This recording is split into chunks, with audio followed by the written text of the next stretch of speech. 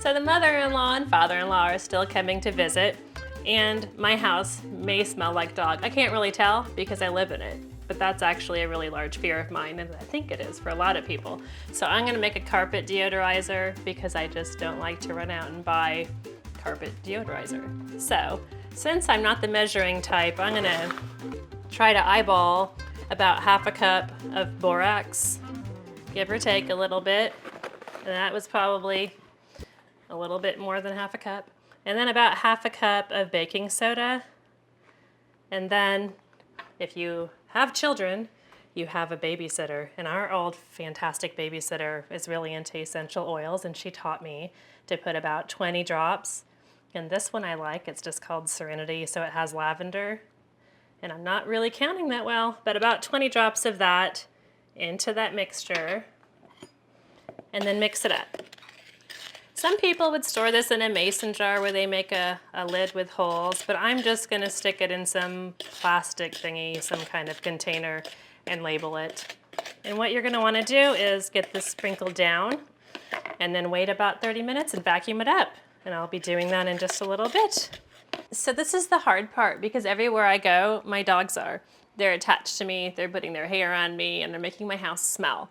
So I'm going to attempt to make my carpet smell better while they are always next to me. So you could use the mason jar with the pretty lid, that's not me, but I also realize that if I just put a spoon and it's gonna clump and leave big white piles all over my carpet, and that's not really the goal. So we're gonna try it with a sieve, or a little strainer, and that'll help us here.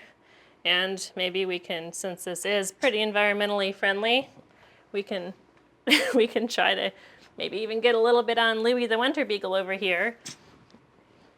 So he likes it, so you know it actually smells good.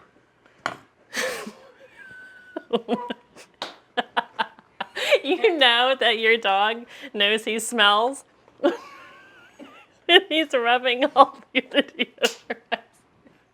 Don't try this at home. But that's the method.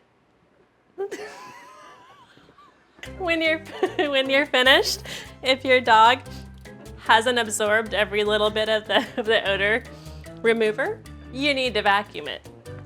And it'll leave your house smelling lovely. My recommendation is if it can stay in your carpet long enough, I'd let it sit about 30 minutes before I sucked it up. So if you also worry that your house smells like dog, there's a few extra things I can add. Open your windows just even 10 minutes a day and let the fresh air in. If they have an accident, make sure that you clean it up. One way, and it's a horrible thing, that you can make sure that you have all of the stains, is to get a black light and go through and search for different spots that maybe you didn't know were there. Change your vacuum bag regularly, and get your pets groomed. That way they smell fresh and it's less likely that they're gonna keep stinking up your house.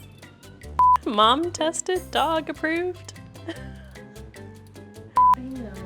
Want me to hold you? Oh. Such a baby. Are you the baby? Are you the family baby? He does not know he's not human, do you? Not a bit. Okay.